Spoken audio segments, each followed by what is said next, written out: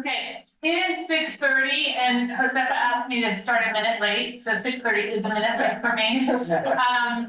And I want to take some extra time to have people introduce themselves. And given that we have plenty of members of the public here, we won't go through the members of the public, but if you have been working on Showers West Advisory Team, SWAT, or you are a member of City Council, so whether you're staff that has been staffing SWAT or your City Council, if you could please introduce yourself, that would help very much. Because we've never done this collaboration thing before that I know of, so this is a new thing, and we're working together in new ways. I'm Carrie Thompson, I'm the mayor. Josefa Madrigal, also the mayor. Jessica McClellan, city controller. Chris Cioli, Weddle Brothers, construction manager this project. Liz Burnett, Community Justice and Mediation Center. Hopi Stocksburg, District 3 City Council. City Clerk Nicole Bolden. Dave Rallo, City Council, District 4. Roger Kerr, Fire Chief. Mike Decock, Police Chief. Larry Allen, Legal Department. Margie Rice, Corporation Council. Oh, Susan Yoon. I used to be on the City Safety Board. Did we skip that? No. Did you say? Oh, I forgot. Steve Lucas, Council Office. Isabel Piedmont Smith, City Council District 1.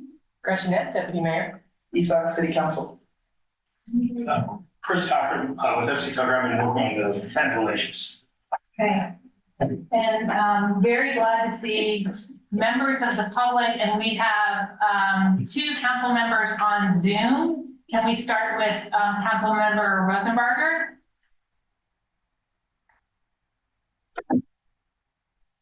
Hi, yep, Councilmember Rosenbarger, District 2. Flaherty? Hi all, I'm probably going to be off video tonight having some internet problems, but Matt Flaherty, council member at large. Wonderful. Okay, so I want to start with my gratitude to everyone around the table for leaning into a process that is unfamiliar. It's unfamiliar to me too, and I am hoping that we can lean into this process, see how it works, and possibly get to a place where on significant projects, we have these types of meetings so that we can inform our future work. My goal in calling this meeting is to have this team collaborate on ideas for moving ahead with housing or public safety, so that the administration has the input needed from council to move forward with developing a proposal that we would then bring back to you. So that's our purpose here today, to really genuinely collaborate. I know this is foreign territory, so I thought we could start with, first of all, having appreciation for how many voices are in the room that may want to speak. I am not a fan of limiting people's comments or guiding your comments at all. But if you can just have an awareness of how many others may want to speak. I'd like to cap this meeting at 90 minutes, which seems to be a civilized amount of time.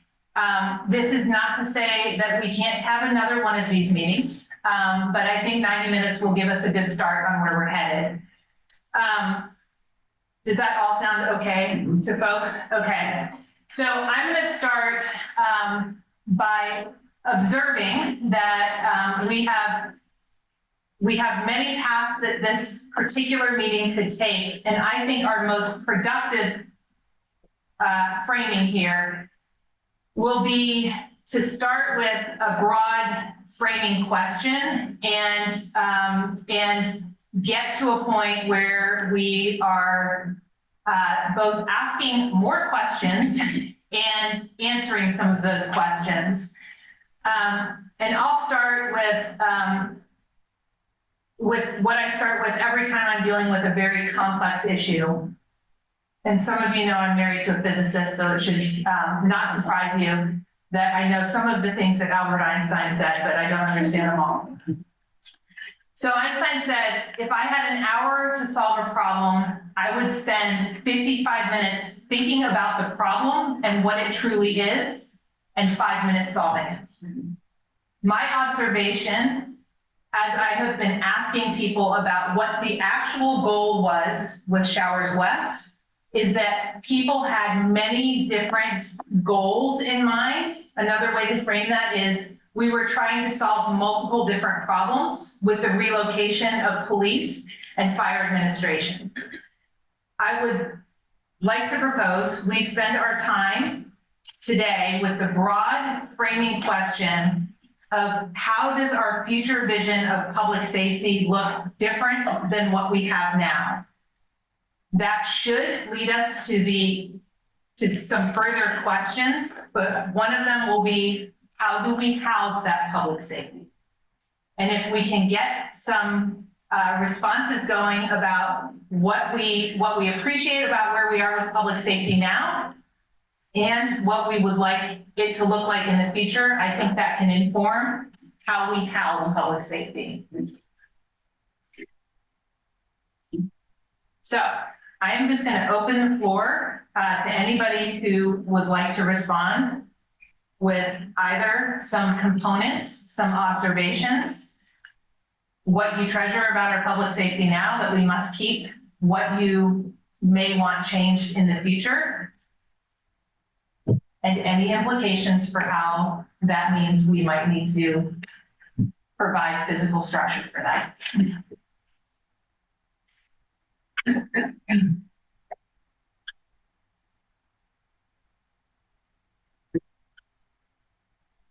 Okay, I'll lead off.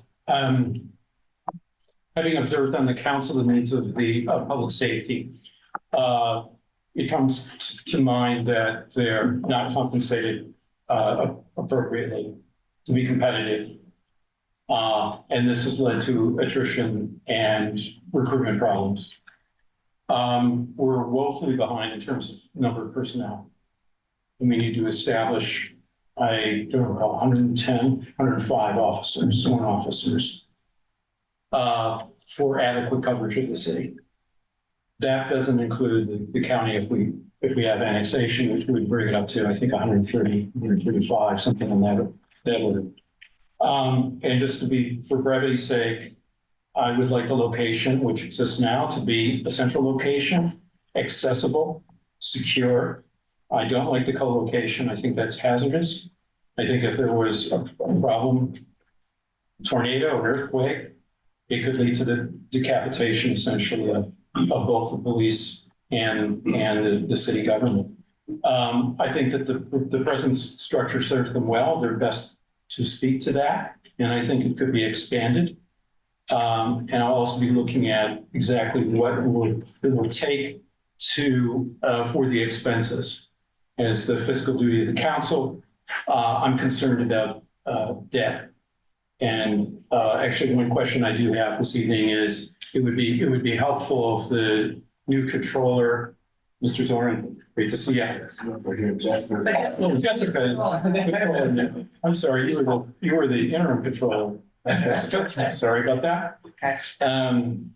What is our current debt, and what is the amortization schedule of that debt, and what would it take in order to acquire more debt? In other words, given the landscape right now, what would we be paying in interest for their expenses for the facility? So I'll leave it at that. Thank you. Thank you. Councilmember Smith, sorry. No problem. Yeah, I'd like to step back and take a 20,000-foot view to try to address the general question of how is our future vision of public safety different from what we have now. I think the system of public safety in this country, relying on police, is a broken system. I think that is no less true for the city of Bloomington. With all the respect I do have for our police department and many of the innovations that have happened there in the last 10 years, I think that police need to play a smaller role in public safety, and we need to systemically address the causes of crime and how to prevent crime from happening, because police mostly react to crime rather than act in the prevention sphere. So how is my future vision different? I would say, with 20-year future, a smaller police department where perhaps the officers are paid more and treated better, but there are fewer of them. And instead we have more resources invested in affordable housing, job training, mental health care, physical health care, ways in which we can prevent crime from happening by building community. And so to be clear, your statement about relying on the police being a broken system does not preclude us from having police. But you would like to work upstream on crime prevention. I think the role of police needs to be decreased. Okay. More significantly than we already have by not filling our troops. Yes. Okay.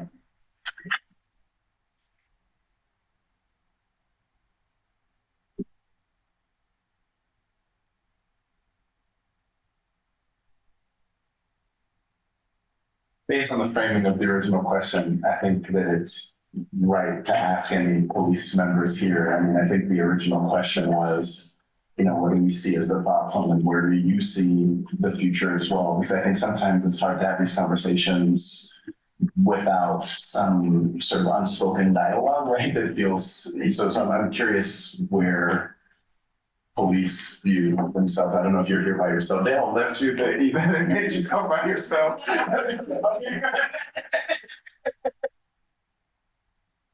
So I agree that there needs to be changes in policing. I think that we at BPD, we have embraced that philosophy and have already started to do that. There are still lots of other things that we could explore if we had the personnel, but we're limited in right now what we can do because we are so short-staffed that the bulk of our time is spent responding to calls. And so as long as, there are people calling the police, we're going to do everything we can to respond to those calls. And, we have gotten, I think, innovative in how we have done that. We started using community service specialists to take non-serious types of calls for us. We've invested in social workers to help deal with issues on calls so that we don't constantly get repeat calls. And so there are things like that we can do, but I think that the underlying concerns with the majority of the citizens is that they call the police for help, they expect someone to show up, and they expect a police officer to show up. And so, yes, I think that there are things we can do, but I also don't think we can abandon what our basic mission is, which is responding to calls and dealing with the crime and safety issues in the community. But then, the tension between, and I think that Councilmember Pittman has brought this up really well, right? There's this tension between national, conversations that we're having around reforming police, and then the exact contextualization of police in Bloomington. And when we think about police in Bloomington right now, we've had an uptick of, what is it, 40% of calls this last, so I think, Madam President said that, we as was being said, is that, if the vision is, let's make you do less over time, pay you more for sure, but do less over time, right? It feels like that's somewhat at tension with what you were just saying, because you're saying, actually, if we had more people, we would, so how do you? Well, so if we had more people, we would be able to keep on top of the calls that we have. Right. We would also be able to institute new programming to deal with, I think, what council member or President Piedmont Smith said about figuring out ways to have the police do less. But do you think that rests with police, right? I mean, because. No, it doesn't strictly rest with the police, because you're going to have a complete, I think, mind shift change in the public. Right. Because the public still thinks, if I call 911, I want the police to show up. Right. And so it's going to take a lot of just, I think, talks to change that mindset. I think it's also important to contextualize what we're seeing right now. So Deputy Mayor Knapp and I have now done listening sessions with all of the different departments. We've met with all of the staff in the city now.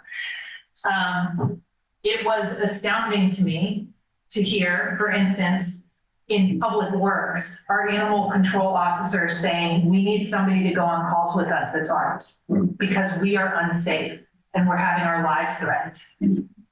So the nature of what we're seeing right now on the streets is arguably more dangerous than what we were seeing before.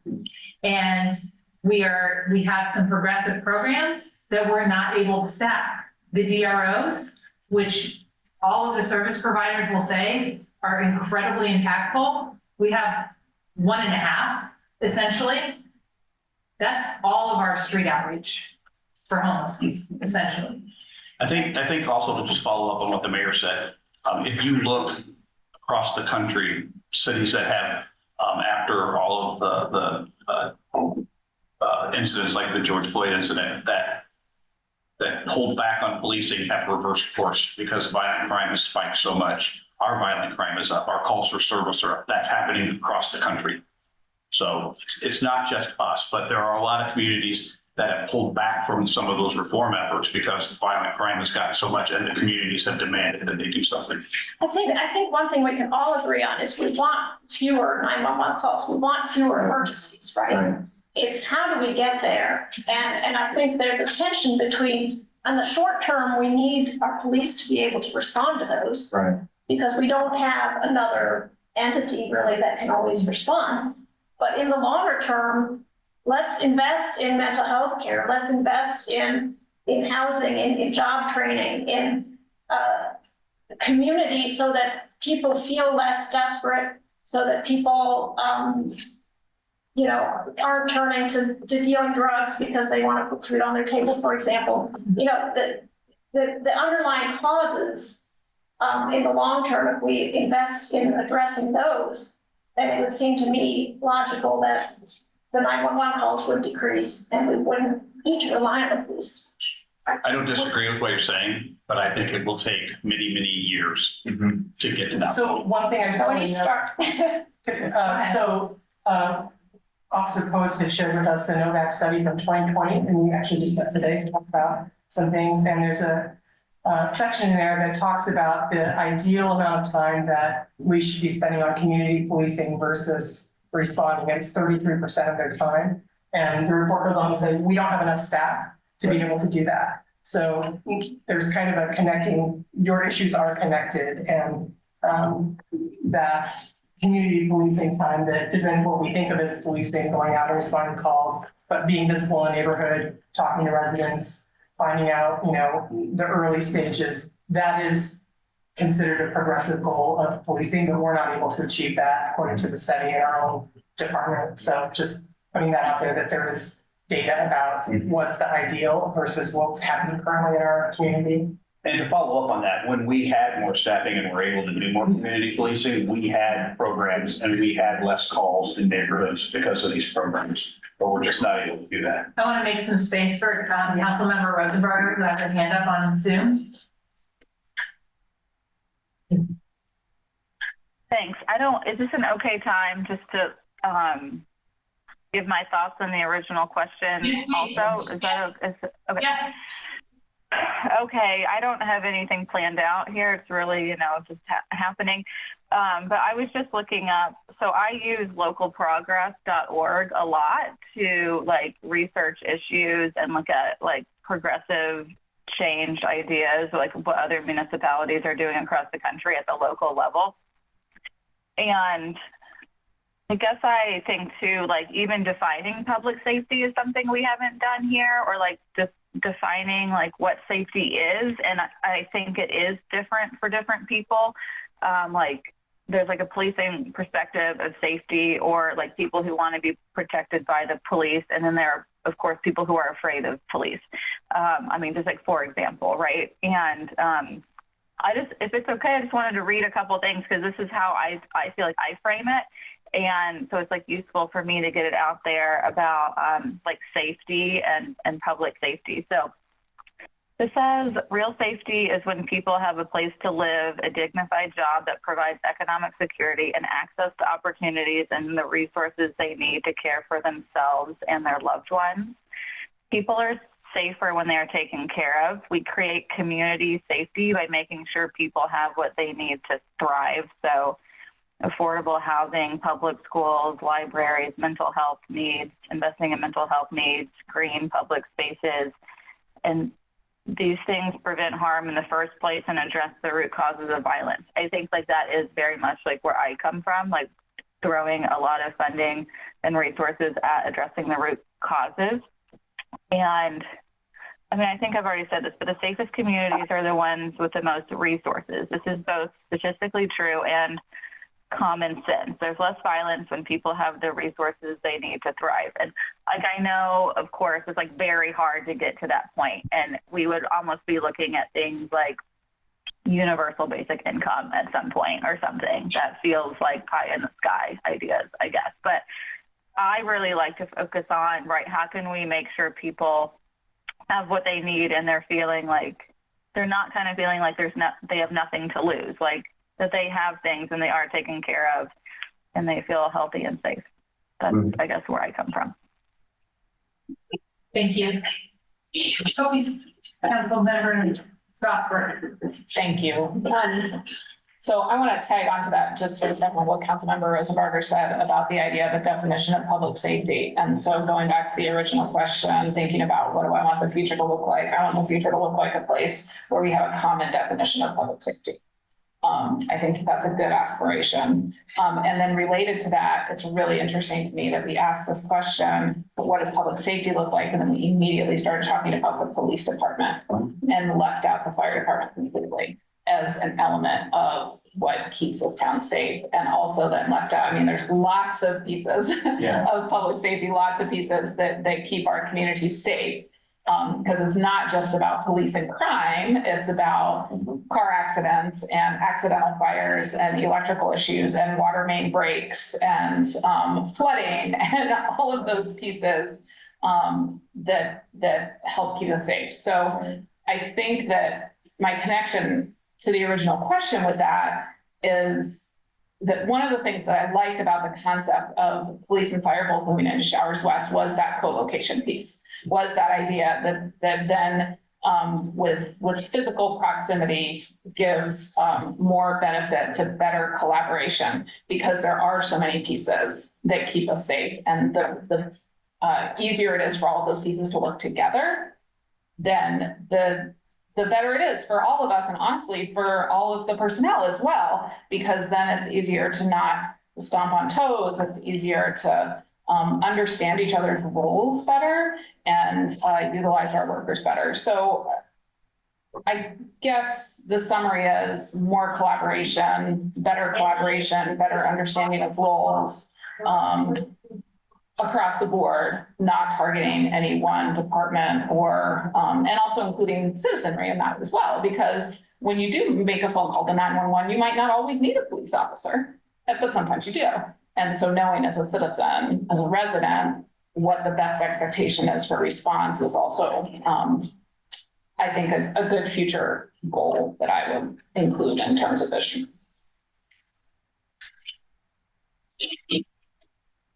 Councilmember Flaherty on Zoom. Thank you. Also trying to, think about the original question here. I like a lot of what Councilmember Strasburg just noted, that of course we are talking about a very wide set of services and needs when we talk about public safety. I think one of the reasons we're talking about both police and fire is because we're talking about facilities specifically and how they factor into our vision of public safety. And I think the reason that we keep coming to policing specifically as one component, policing and alternatives as one component of public safety, is because the question asked about where we are now and where we want to go, which sort of implicitly means what needs to change or what needs to be different. And on that front, I share the views of Councilmember Piedmont Smith, which is that it's hard to argue with the premise that we have a broken public safety system in the U.S., specifically a broken justice and carceral system of which policing is a part. We over-incarcerate massively compared to almost every other country in the world, certainly every other wealthy country like ours. That's foundational and deeply systemic, and yes, it affects Bloomington. And of course, that is colored by class in significant ways, including, yes, in Bloomington and Monroe County. We have data from the NAACP on that from a number of years ago across all outcomes, including policing, significant disparities by race and class. And the reason I'm mentioning that data, A, is because we should actually probably refresh it annually through the Board of Public Safety. But second, and report on it to the council. But second is that to me means outcomes. That's the metric of success, is reducing interaction with the policing and policing and carceral systems, reducing the amount of people jailed and incarcerated, reducing and eliminating the racial and class disparities present in that system. And if we're not measuring those outcomes and trying to make meaningful progress on them, then I think we are, not living up to our stated values and ideals. So that to me is the vision and why we need to be exploring reforms. And in particular, I want to address a couple of things I've heard. One is that the idea that more police reduces crime. There have been extensive meta-analyses, hundreds and hundreds of studies over 5+ decades of research, that there is no statistically significant correlation between the volume or size of a police department and crime rates. They're just not related. The data show that. Changing policing strategy and public safety strategies is likely to have a far greater impact on crime than adding more police will do. So I don't buy into that notion that we should be adding more police to address crime. I also disagree with the idea that all of the cities that are exploring non-police alternatives and other reforms have rolled those back. I know specifically of quite a few that have not. So I just don't think that that's an accurate statement. We can get into examples later if we want to. But I think we need to explore these things. And then finally, I think I want to note the idea of community policing and other things like that as progressive reforms is one thread or one vein of political and policy thinking. There are other threads that would say that's actually not necessarily a great approach, and that exploring non-police alternatives, more in the vein of what Councilmember Piedmont Smith was saying, are absolutely also needed. So I don't think we're doing that right now, and I don't think we're necessarily doing a good job exploring what the facilities and integration of the interactions between the whole public safety system have to look like in that context. And just to sum it up, I think, again, co-location to me was an attractive element of trying to move away from some things where you're not necessarily integrating new programming like social workers into the police force, but rather having alternative non-police models, because we know that there are folks in our community that struggle with their relationship with police. And I think having folks in the same building is going to facilitate that type of pilot and transition projects that I think match our vision for the long term.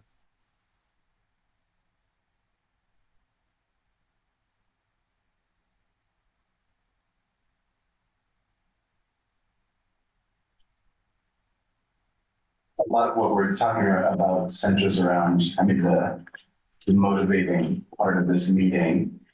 Sort of starts with the decision not to move police to Showers West. And a big part of that decision had to do not only with questions of the vision for the future of policing and other things like that, but it was an economic choice, right? Looking at the numbers in front of us. So the question, I think that this question of sort of where you put police through the lens of economics helps, I think, answer some of the questions that we're dealing with, because because there's a resource question here. So are we saying you know, if it were up to me, I'd rather we spent $8 million doing that universal basic income than that we spent $8 million co-locating police, right? With the very reasons that we've established. So like, where do people sit on this question of, you know, the immediate question in front of us, right? Because I think we're clear on where we all view things in 20 years, but then the question of what do you do in the next 2 years with where police go? What are our views on that? Are we as a group ready to move to that question yet? It's the same question. On mind.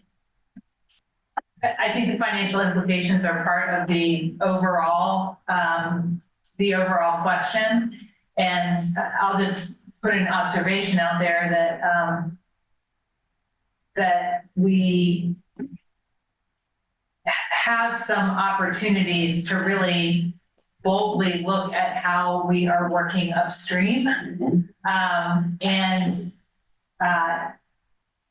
While I think we have lots of organizations that have been working to do that, I'm not sure the city has been a strong convener around a consolidated effort in that way, especially targeted to a vision like the one that Councilmember Strasburg articulated, which is ensure that people have what they need and you will have less crime. So. That was Rosenberg. Councilmember Rallo was going to say something.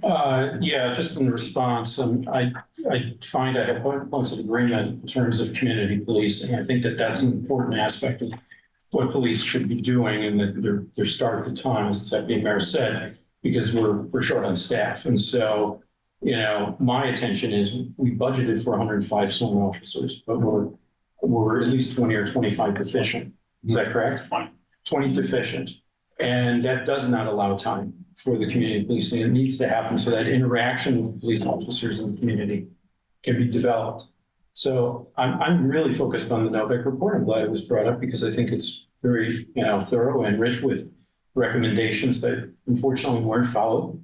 And I didn't mean to give short shrift to the fire department because I think there were deficiencies there too. I find the most glaring ones in the police department, although I voted against the annexation because of concurrency, for the lack of concurrency. That is, we don't have the infrastructure to expand, I don't think, either physical or service infrastructure into the county. And I still hold that view. So we've got catching up to do, but the police seem to be the most immediate need. If the BPD is broken, I haven't seen the data. I'd like to see that. I think they're an incredible organization doing tremendous work with very few resources and with very difficult job. So I haven't seen anything to that to affirm that they're broken. Other police agencies surely are in the country, but that's not what I'm looking at. I'm looking at the local police. So if people have the data, I think they're very well trained. In fact, they're so well trained, they're often hired away as soon as they get well trained. So, thanks. Well, I'm curious, what kind of data do you track and how do the two departments now collaborate and work together?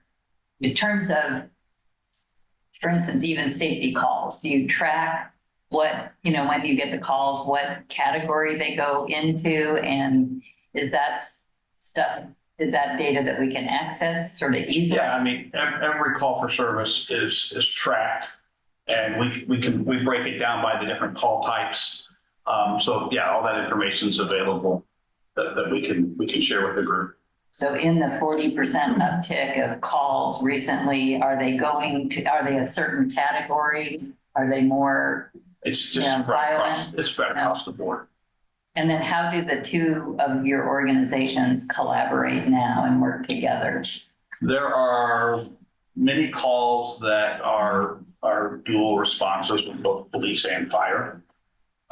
We're looking at more ways to collaborate with the mobile integrated health the DROs and the social workers, to create some of the teams that have been mentioned here. And so that's one way. And I would agree. I think we have two things. I think we have a infrastructure need with some facilities that need to be rectified. Otherwise, we're going to be behind or we're in bad shape, which we're trying to stop. I think the pay thing, because otherwise we're going to continue to lose talent, that one of these days we're going to have a fire department that doesn't look like what we want to look like because we don't have the experience and the capabilities of handling what we need to. But I think you have to get those shored up on the bottom to start adding the programs of, we have an MIH program, but to make that bigger and more robust where we can actually step in and help with this, we've got to get the other side of it solidified so then we can build that program without sacrificing the foundation of what the fire department's here to do, which is respond to 911 calls. So I think it's kind of a twofold thing. The bonds and some of that will help with getting the infrastructure there. And Mr. Olive said here, then maybe as the pay increases, we won't have the attrition and turnover that we're having, which then will allow us to start focusing on the other parts of that, as the mayor said, we can work more upstream with our MIHs and stuff to try to help that situation rather than just reacting to the situation all the time. Is fire also understaffed? We're short, not like we were. We've got it up to where we're only, I think, 5 short or so. But we're facing the same thing. We're just getting ready to lose a couple of people to going to other departments because the pay is better. We've had them about maybe not quite a year yet. They've got some experience and now they're, Franklin or someplace is paying 20, 25,000 more, so I'm leaving to go there. And so we've got to get that. We're going to continue that cycle if we don't get that fixed. Is going to be the issue. I also wanted to bring up not a city service, but very impactful to our safety response is that our ambulance service is, I would say, inadequate at this point. That's an IU Health system now, but I am hearing from emergency responders that they frequently are picking up and responding to what should be an ambulance call because our calls are all on diversion and ambulances are having to come from other counties. So this is not a city service, but I wanted to make this group aware that there are some other public safety issues that I want to put on the table as needing some attention and perhaps some community convening around.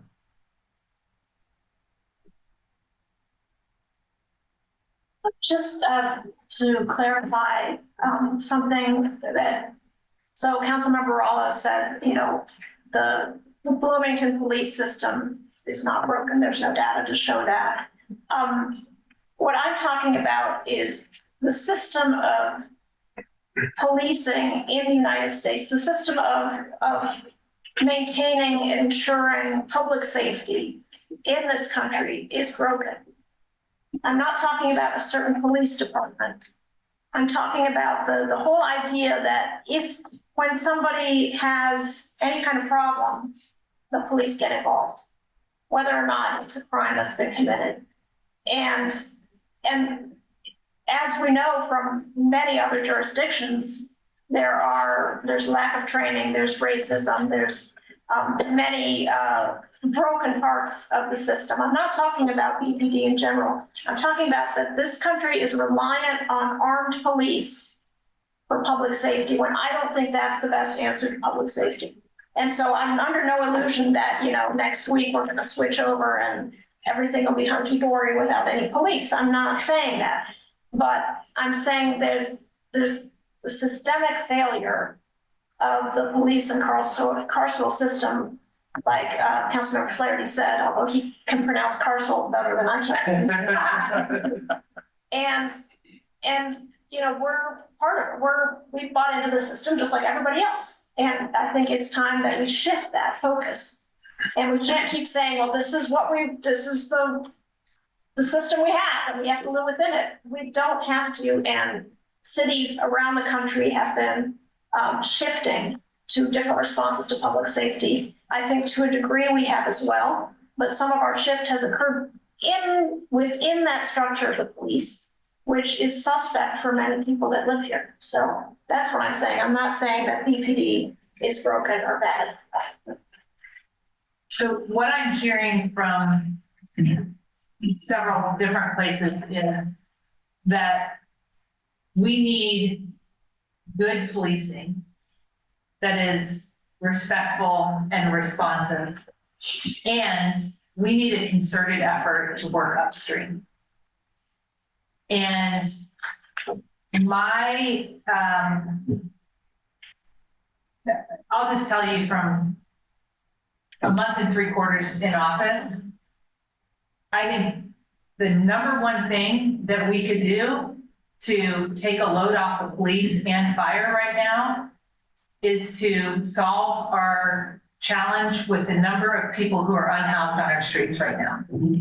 It's at crisis levels. And the people who are unhoused are living in crisis. And if we want to throw some money at doing something that is upstream to help, getting behind a plan that is going to help people move beyond crisis, I think is the single most impactful thing we can do.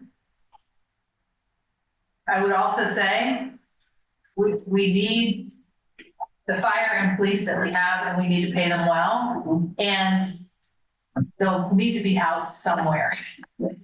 So, I mean, we will be having that conversation about where we'll house them, but what I'm hearing from the group is, yes, we need to continue to progress on how we look at public safety, and we need to add some more targeted upstream work. Does that sound like? I think that I 100%, Mayor Thompson, I think the challenge here, and this is what I was trying to get at earlier, and I'm sorry for sounding like a broken record, is that we're talking about a context where we do not have unlimited resources. That's right. And so the question is, what are we suggesting in terms of how we spend what resources we have, particularly the financial ones? And so, like, I don't think any of us at this table seem to disagree with the fact that there is a different future that we want to work towards in terms of shaping what policing looks like in the next few years. But what right now do we want to invest in, if anything? And unfortunately, we're in a situation where it's invest in this or this. And what I'm not hearing is what we're moving money from and what we put money to.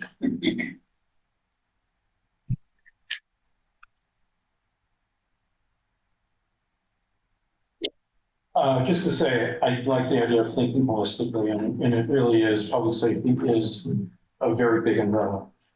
Just regarding a treatment facility for people who are drug addicted that need to kick their habit, need to be removed from that situation so that they are not just thrown in jail, but they're put in a facility where they're kept away from their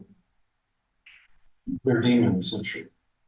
I think that would go a long way to helping people.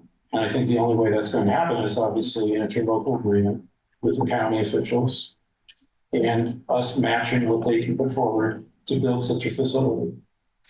It's not going to solve everything, but I think we could go a long way to helping people that are chronically addicted. They're never going to pick their habit.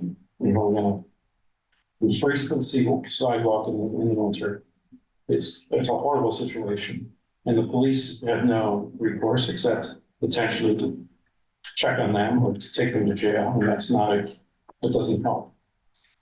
So I'm in total agreement with that.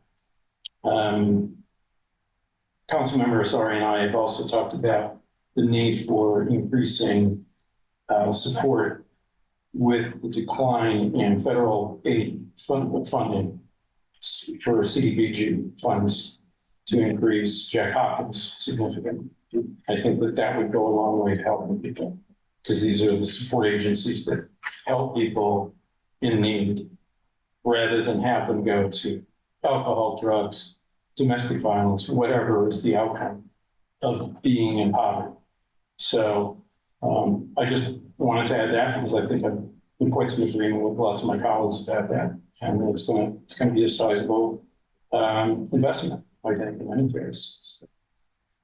So that leads to an interesting connection between all of your comments, which is, you know, we're talking about what do we have enough money to do, and then we're talking about where do we put it. And if we're saying we don't have enough money, period, and we want to support these upstream efforts, I'd love to hear ideas about what does that really look like in terms of this vision we're working for. Is it that we are curiously doing a lot of convening of existing agencies? Are we supporting, is our role in public safety to support the existing work of other organizations? Is it, I don't know, I think that has repercussions for all these space issues that we're talking about. If we're talking, are we creating a collaboration space where people come together, one-stop shopping for people?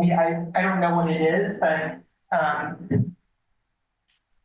if we don't have enough money to do what we want to do today, how do we efficiently build that upstream network? Are we, I guess I'm wondering, are we investing in existing organizations? Right. You mentioned CBD, block funds. What does that look like? You know, like, thoughts on that? Or are we talking about like new agencies? I really don't know. Exactly. And I would just add here, I think, as what you said about the fire kind of getting lost. We, you know, there were some bonds that were passed with intentions of some money being spent, and then it kind of got whittled away so that trying to solve the police and showers problem, I'm going to advocate for the fire department. Don't forget what we need that was in those bonds originally that kept getting cut to try to solve the gap in the money that's obviously not near enough anyway.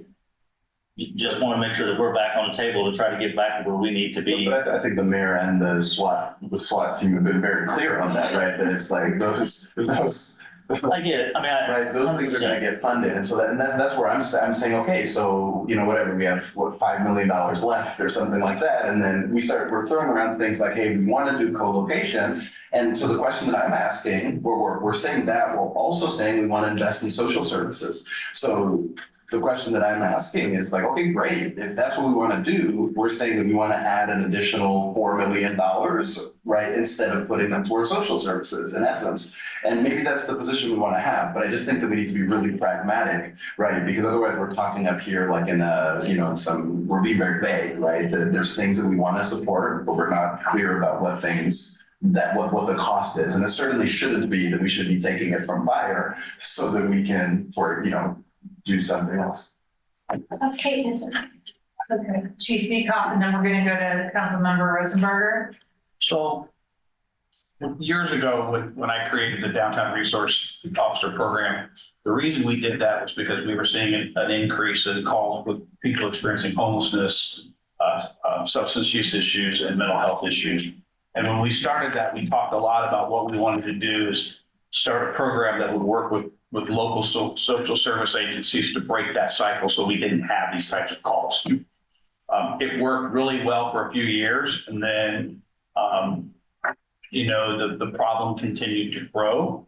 But I believe we had a pretty big impact on people that we dealt with early on in that program because we were able to get them services, to get them the things they need. We don't have the resources in this community to do what we're talking about wanting to do. We just simply don't have them. And so, that program got whittled away. We started with, I think, $25,000 that we had in grant money that we used to partner with social service agencies to help that program and to help the people that we were getting calls on. That amount eventually grew to more and more money.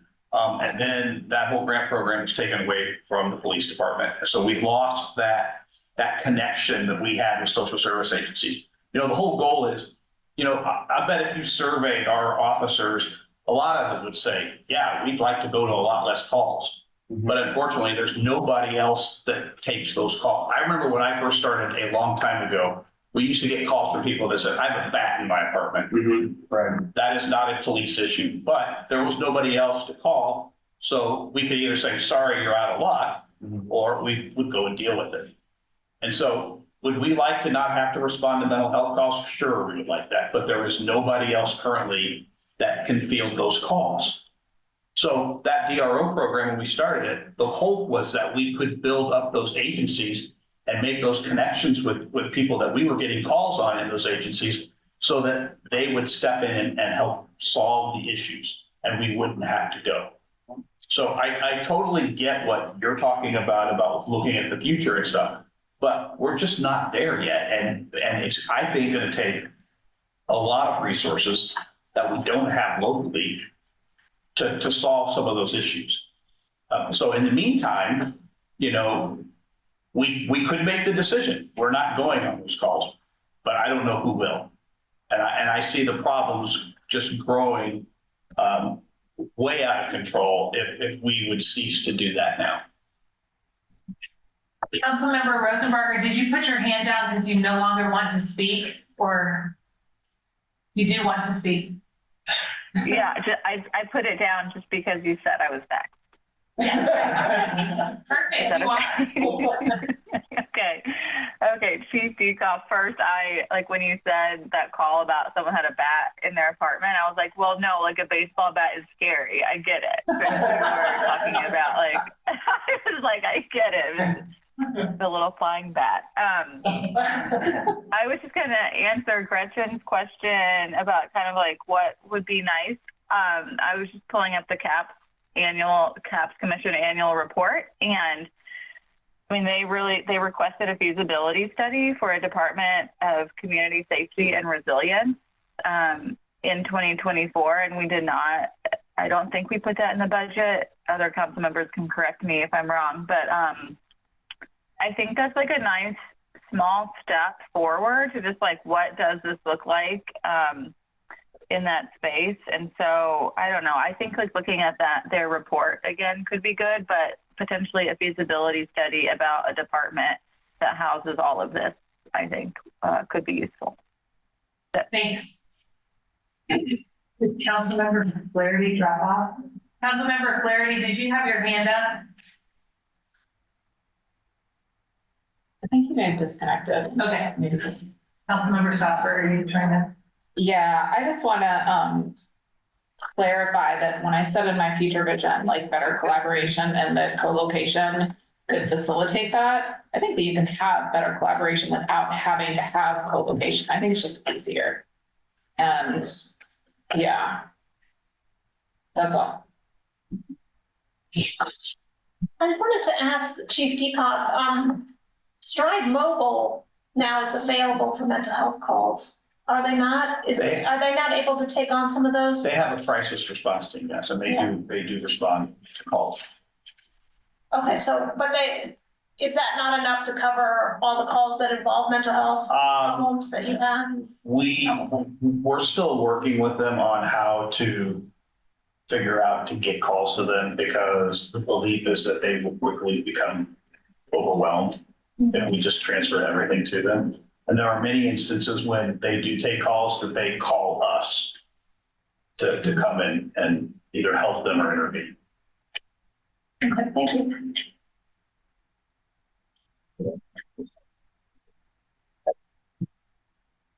I have some very practical questions too, if we just want to throw those into the question thing. So one of them is, do we have budget capability to pay police and fire competitive wages? Because I've heard varying answers to that question. Kind of looking at the controller a little bit. Ask for a new controller. That's right. Whoever, I mean, it's like in theory, you can always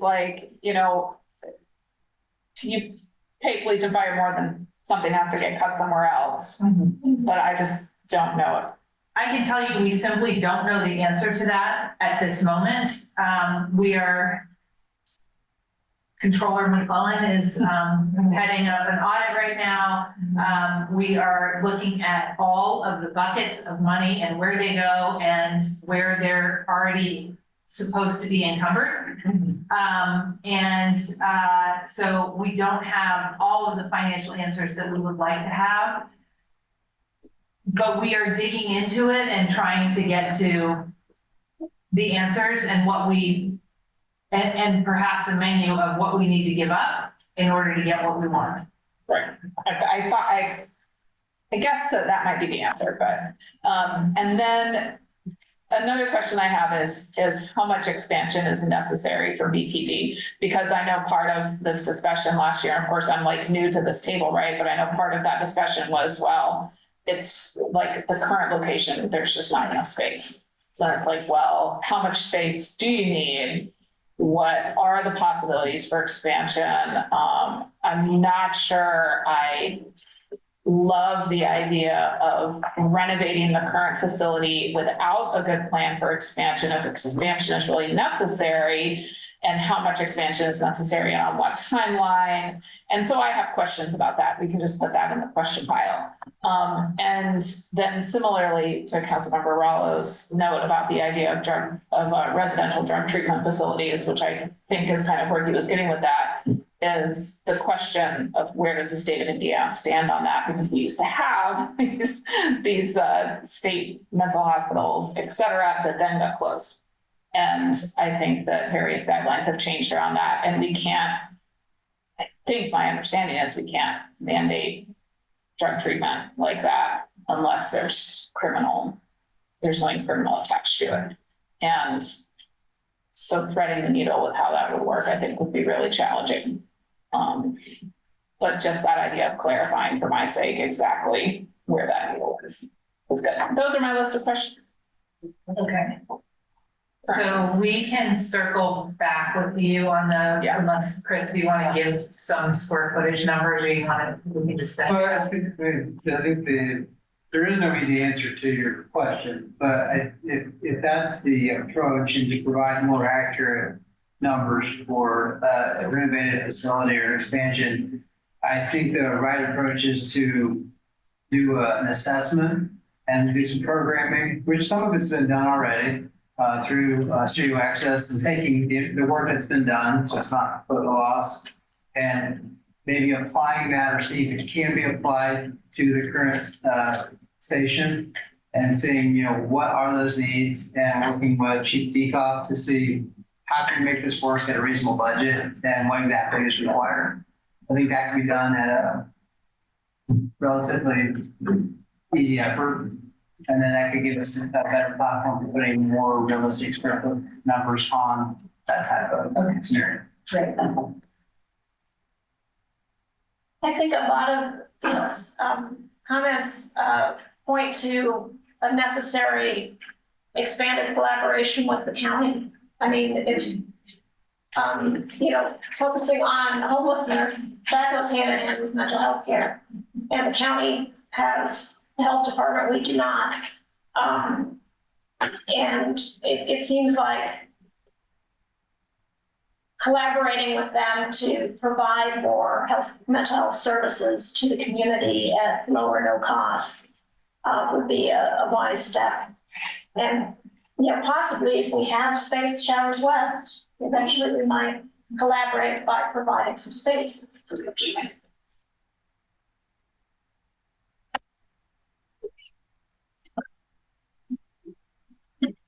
Councilmember Stafford, you asked another question, and the answer to that is a little bit complicated as well. We do have a hospital in Richmond, but getting people in there is very, very complicated.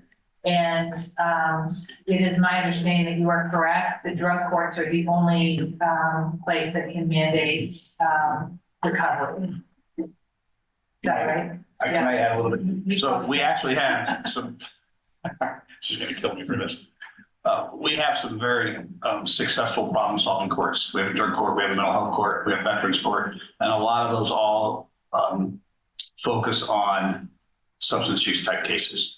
And I hear the judge frequently say that the problem is we don't have treatment facilities that we can get people into.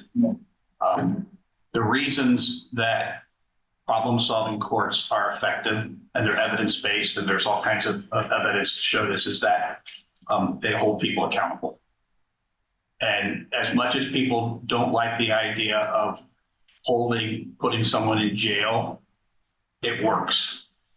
And problem-solving courts have saved many, many lives from substance use issues because they hold them accountable. And so having, you know, someone mentioned maybe we do more with the county. that is something that I think we could look at, but there just aren't the services for even the courts to send people to available. That's part of the problem.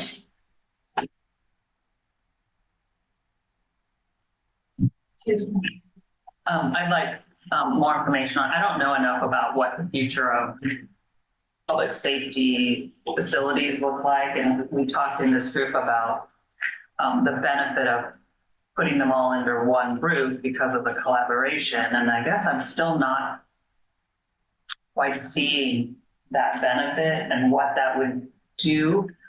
Also, as it was also mentioned, like this would be a nice space for interaction with the public. I don't even understand that. Like, why would, as a member of the public, why would I go to some facility to talk to the chief? I don't know. Together, fire will be cooking. I don't understand. Yeah, so I guess I'm questioning, does it have to be, if we are working on a facility, does it have to be together? They collaborate, they don't, do they have to be next door to each other?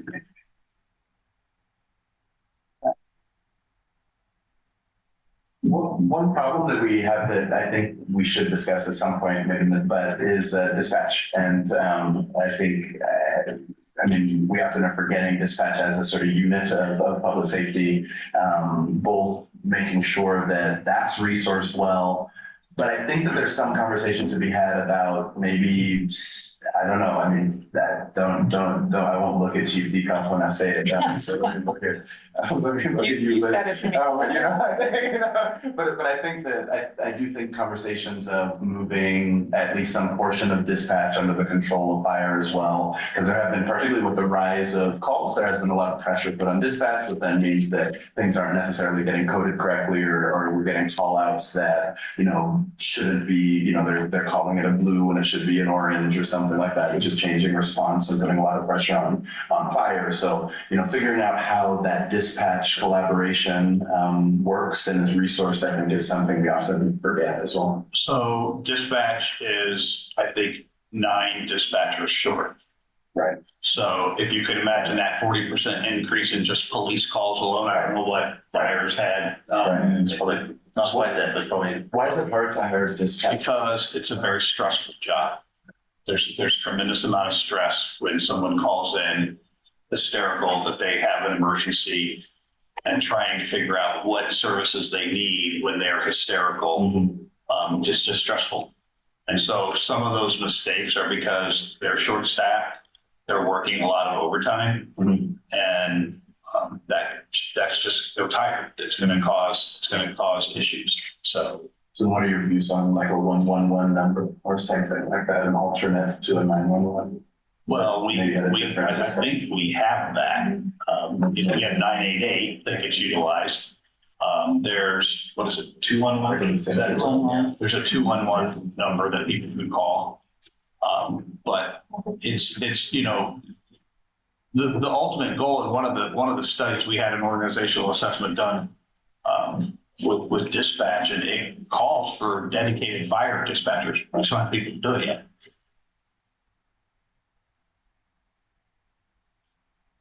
So yes. Great idea.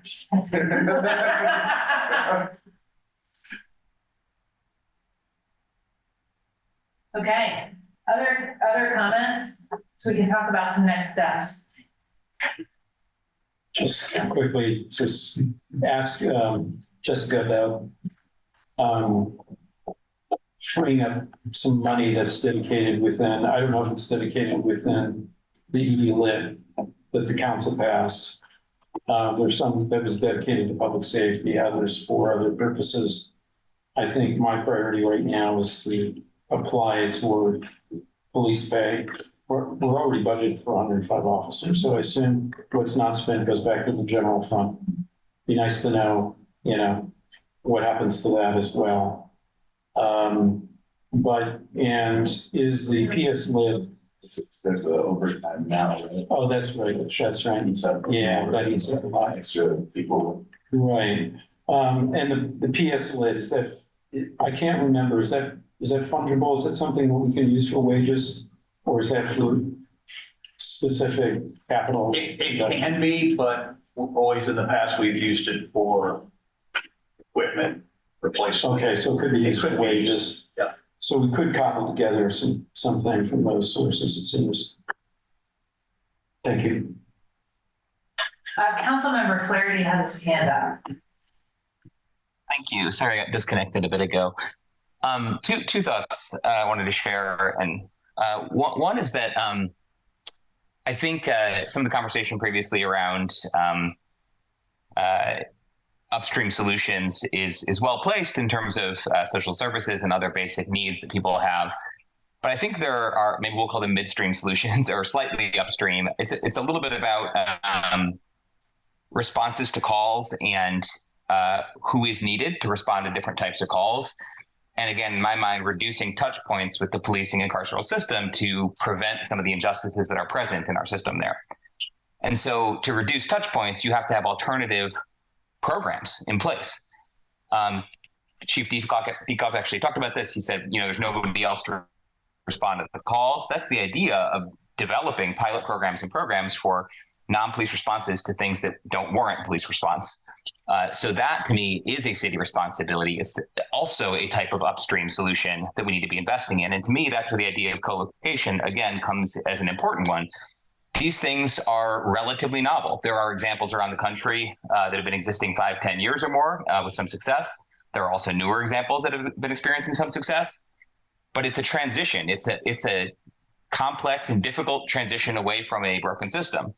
And to implement that, it's going to take some coordination, necessarily. And I think that's where, again, having public safety broadly under one roof helps us to facilitate that type of transition that, again, at least a number of council members have articulated as the vision where we want to head. Similarly, the council directed the Community Advisory and Public Safety Commission to explore and study non-police alternatives, but specifically as a response model, and to make recommendations on it, which they have done. So I think those types of programmatic things aren't just putting in more money to social services. It's actually developing things as part of city government services. A second item briefly is that I know the body recommended not to countersign the signatures for the Showers West renovations at this time, but until the council says otherwise, the explicit approval of the council of the purchase of Showers West was conditioned on locating police and fire admin there. That was the entire notion of appropriating the money for that purchase, was explicitly for public safety facilities use. So to redirect that in some way, to me, again, requires council action. Otherwise, the city administration would be going directly against what the ordinance, the appropriation ordinance we approved said. And so that hasn't really been talked about, but we're not starting from scratch here, is my point. We have a vote by the council to appropriate funds for a specific purpose, and now we're questioning that purpose. That's going to take council action to set a different direction if we choose to. Just for clarification, it is my understanding that the public safety bond was approved to do a number of things, including purchase Showers West, renovate it, and do these fire projects. Yes, but it wasn't allowed to use Showers West for any other purpose, including, for instance, being a landlord. So it was specific to public safety. Understood. And so if we would like to use it for anything other than public safety, your request is that the administration would bring that to council? At minimum, yes. I'm not sure what the implications might be for the money we already appropriated. I mean, again, appropriated for a specific purpose for public safety facilities use. I would think it would take council action to set a different direction. I just wanted to articulate that because I don't think it's been mentioned very often, and it's been a little bit unclear whether or not that would be the path followed. To be clear, the leases are not costing us money, they're saving us a lot of money and income in the door. And so the thinking currently is to move fire administration as planned to Showers West. And with these current leases, which have been difficult and very expensive to try to terminate, to let those leases remain until we have a different plan.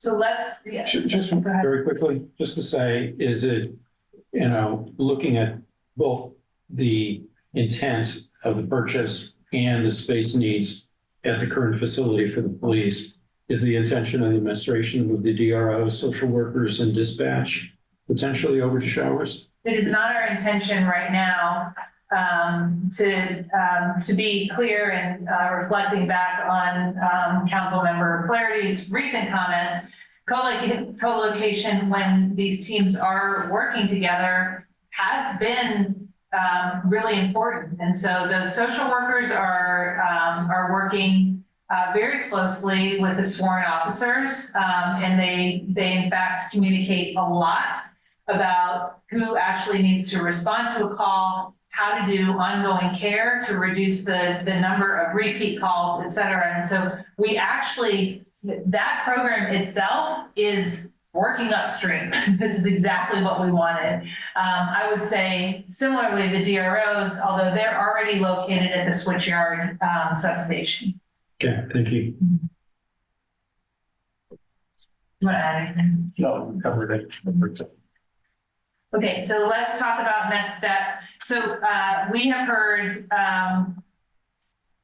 several priorities, and our team will take this back and look at how we may be able to meet multiple priorities, what our funding does look like, and any questions that have remained unanswered, we will get those out. And Gretchen, have we found a way to publicly, or maybe Stephen Lucas can answer this, publicly post the answers to questions that are asked during council meetings? Yes. So we'll get those to the clerk's office or to you, Stephen, so those answers can also be posted publicly. I will ask that if you have further questions, you leave confused, ask us. So, we can't answer anything that you're not asking. And we are really working very hard to push all of the information that we have to the people who need it. So if you ask us, we will work pretty darn hard to get you what you need. So we will summarize this, begin looking at next steps, and as committed to at the beginning of this meeting, begin to develop a plan that we can look at. A plan for what exactly? For next steps. Next steps in what? I'm sorry. Are we talking about overall public safety in our future, or are we talking about Showers West? Well, I think part of it is Showers West, but we've talked about a lot. So one of them is an assessment of the current police station. We've asked for some numbers. People have asked for what were, the possibility of increasing Jack Hopkins funding to go to social service agencies, the possibility of increased county collaboration. I can't list all of the things that have been requested. But we are going to start getting all of this information together and provide you with our intended next steps. Okay, it just wasn't clear to me because we had been focused on Showers West prior to this meeting, and so I wasn't sure if that was still the focal point or if it had gotten broader. It sounds like it's gotten broader, so. Yeah, I think in order to answer Showers West in particular, a lot of these pieces have to be answered. So Showers West is not an immediate answer in terms of ultimately who's going there, or even if the city's keeping it. I don't know. But for the fire administration that have you decided that they will move into Showers West? We haven't firmly decided, but I think that is our best option right now. And Chief Kerr concurs. Yes. That's a great spot to be. So it is our intention. Yes. Okay, thank you. Yeah. And then, I'm sorry to keep asking, but, and just so that everybody is on the same page, the other two fire projects, the the training logistics facility and Fire Station 3 are planning to proceed. That's right. That's right. Very good. Yes.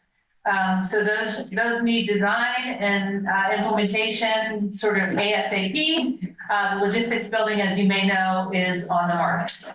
So we are, the fire department is sweating. So, and Gretchen and I, if we had our staffing druthers, would be hiring a capital improvement manager at this point, because the number of capital projects the city has that we've picked up from prior administration is quite significant. So we have a lot going on in terms of implementing capital projects. Thank you all for leaning into this process. This was fun. And to collaborate, and Councilmember Asari liked this best of all. Next to me. Thank you.